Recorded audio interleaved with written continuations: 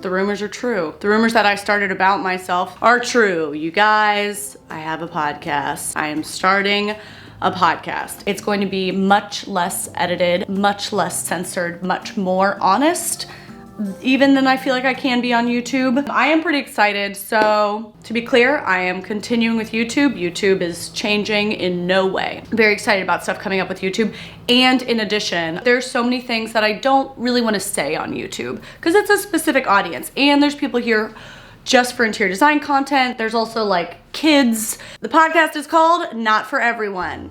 It is a deeper dive into a lot of the topics I get into here. Mental health, self-development, dating, relationships, not limited to the PG version. It'll probably be a little less PG than it is on YouTube, probably a little less PG. I'm gonna uninvite my family to listen to a lot of it.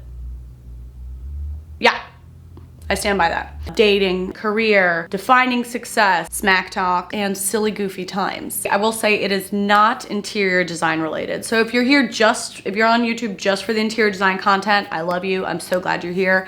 And the podcast is probably not for you. Nobody text me. The podcast is not for you, but do stick around on YouTube because there will be more interior design content coming this way. And if you like the unfiltered, opinionated attitude of this channel, you're gonna like the podcast a lot. There are definitely some people who are not gonna enjoy the podcast. Couple commenters who first of all, I save all my hate comments because they're some of my favorites. I have a whole album on my phone just of my hate comments. I would try to figure out what to do with them other than make them into like a collage or a mural in my home. So I'd like to take a moment to share a definitive list of everybody who is really not gonna like the podcast. Nancy commented on my bedroom makeover, "You talk too much." Yeah, for sure. Honestly, yes. I respect. You're not gonna like the podcast, but I do respect. Nancy, you're gonna hate the podcast. Marsha commented on the Street Man video, "You're a little dramatic." Not sure. I'm sure that I am dramatic. I'm very dramatic. Marsha, trust your gut. Marsha, you're gonna hate the podcast. Calm down, relax. I get a lot of just calm down. Shan't be. I will say shan't be. Relax. Couldn't if I wanted to. Don't know how. "You are so insanely fast that it's impossible to understand and impossible to bear. Very good advices, but why is the presenting style so aggressive? You can say it in a calmer way." That's a pretty good point. "Why are you yelling at us?" It's my favorite way to communicate. I don't know what to say. "I didn't learn anything new and felt yelled at." I respect. You're not gonna like the podcast. "Your way of speaking creates an anxiety attack. Definitely need to calm down, bring it down about 100 kN. What is that? Knots under the sea? Oh, kilonewton equals 1,000 newtons. 100 kilonewton? I'll tell you what, I honestly would like a follow-up, Tracy, of what that measurement is. While you calculate that, I'm gonna say you should not be turning into the podcast. I don't think you would have a good time. Les once commented on my home living room fall apartment tour, "How come other people are smoking weed and you're not doing that?" Oh, and then he followed up with a second comment a few minutes later that said, "This must be why they call you a bitch." Dang, honestly, that really got me. That could be why they call me a bitch. I don't have a good answer for you, but one good question and another good point. And then a few minutes later, he commented, "When is a good time for just us?"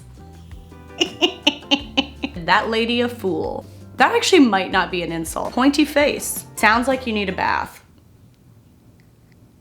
On my Street Man dating video, I watched a solid 5 minutes of this video. That's honestly quite a bit. And I feel dumber for having done so. Ooh, Erin, let me tell you what. I get that. I've met me. I've heard me. Yeah, your IQ is gonna plummet if you tuned into this podcast. So I would not. You're not gonna like it. So there are definitely some people who I would say would not have a fun time with the podcast. But for the rest of you guys, it is things I really care about. So I wanted something that was more casual, and I also wanted something with a partner.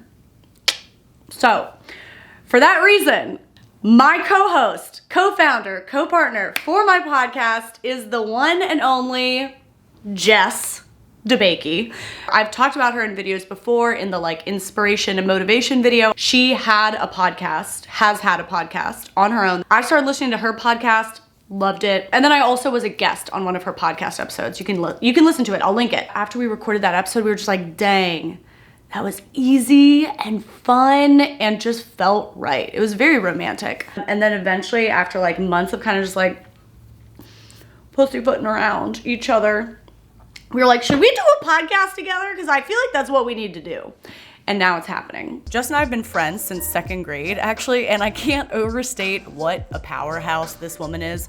She has this piercing ability to say the things you've felt but never put words to, and she's got this like courage and confidence that actually makes me want to level up and tackle my fears differently. You're gonna fall in love with her. So while you wait for the launch of our new podcast, go check out her own podcast, Peaking Podcast. I'll link the episode I was a guest on, and she also just released a new episode where she shares all this behind the scenes drama about us creating our brand new podcast. We've been working on it for quite some time now, for multiple months. We have a lot of overlap in our views, and we also have a ton of differing views, and that is the most fun to me. It's just so much fun. It's so much fun. You're gonna have a blast. Okay, information I need to share. The podcast is actually coming out in mid-December. What month is it now? It's December. Okay. You can also follow Jess on Instagram. And I wanted to bring her on here as well so that everyone can meet her. How can I present her? I don't know what to do. Like, I feel like I should like reveal her from like behind a curtain or something, or just. And Jess. Yeah, pretty good. Hi, people. Yeah. Guys, this is Jess. Cheers. Cheers. I would love one. These are from like a year ago. They're pretty old. What is inside this? You know, like a wafer chocolate finger. It's pretty medium. The kids are saying mid now. Mid? Mm-hmm. That's a ripoff of my word. What's your word? Medium. Oh. Calling things medium. Mid means like what? Just like medium. It's like this is mid. This is mid? This is mid chocolate. No. Like for music. Mine's better. Caroline and I actually went to school together growing up, so we've known each other since elementary school. I don't know exact grade, like 2nd grade. 2nd grade. Also, this was at all-girls Catholic school for 11 years. Yes, which explains like our cable knit sweaters right now. The sexual orientation of cable knit. Yeah, exactly. You were much more well-liked than me. You were universally liked. I cannot confirm or deny, but you're probably right. I'm debating just straight up banning my family from listening. Sure. I don't think my parents and my brother will want to listen to this one.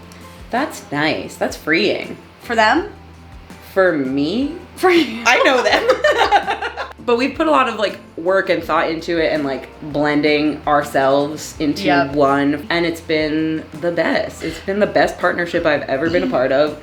Work, romantic, and otherwise. I actually don't know if you relate to this or not, but in some ways I would describe myself as like a people pleaser in recovery. Yeah, I say that all the time. Oh, really? I'm a recovering people pleaser and a recovering perfectionist. And so the attitude of not for everyone, I feel like is something that I, as my therapist Nancy would say, is an inevitable part of life. You can't be liked for everyone, but likability is a plague that we all suffer from chasing. And you really know how to put it. Oh, yeah? Yeah, you just get poetic with like, that was really, wow. I'm gonna write that down. Oh my gosh. So I flew here yesterday. Right? I had an 8 a.m. flight. Because Jess is in Chicago. Yes. Oh, that's a good piece of information. Based in, do they call it Chi-Town? Yeah, Chi-City, Chi-Town. Got to the airport, everything went smoothly. It's like 7 in the morning. I'm just trying to get to my flight and then like watch a show or fall asleep or something. Board the plane, I get in an aisle seat. There's a woman in the window. The rest of the plane is still empty rows. And then this girl comes up behind me like just a minute later. And she's like, oh, can I have that middle seat? And I just literally... between you and that woman and that... The whole plane is empty. And she was trying to... That wasn't even her assigned seat. Yeah, there's no assigned seats on Southwest. I looked at her. I looked at her quizzically. Like, I was like... And then I looked at the rest of the plane. She goes, thank you so much. I'm an anxious flyer. Okay, I do have... you know, some compassion for that. I hold space for whatever your experience is. Oh, the craziest thing is next she goes, and you have a chill energy. And I was like, I'm not chill, girl. I'm about to ruin your day. I am gonna blow up. No one has ever described me as chill. They fucking have not ever described us as chill. All the people who think I'm a lot are right.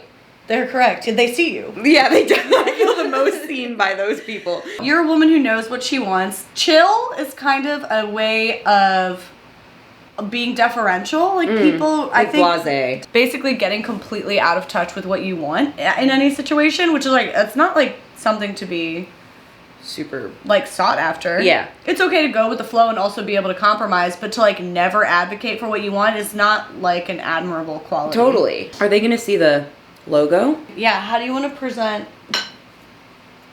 So you can put it, I'll put it like between our hands. I'll be like, Let's maybe see what it between our looks like. faces. We can put our faces, put your head all the way on the side. And then I'll put the image on Apple Podcasts right here. Check out our podcast You're kind of in the shadow of your hand though. Okay. Check out That's our podcasts on Apple Podcasts, Spotify. Where's it going to be? Wherever. Those are the main. I mean, if you get your podcast somewhere Elsewhere? else, it's kind of bizarre. Somebody sent me a podcast link from somewhere on just like a Google link. Just like on a web browser. It's like you're allowed to do that. I know who that was. I made my podcast available on Google specifically for that person. Really? That's how special and wonderful of a person. Oh, I don't think I'm going to extend that kind of generosity. Yeah, that's fine. I'll do it. I'll do it. I'll put our podcast in the places that you need it. Begrudgingly, I'll those are allow the- it. I think we're done. Mm-hmm. Okay.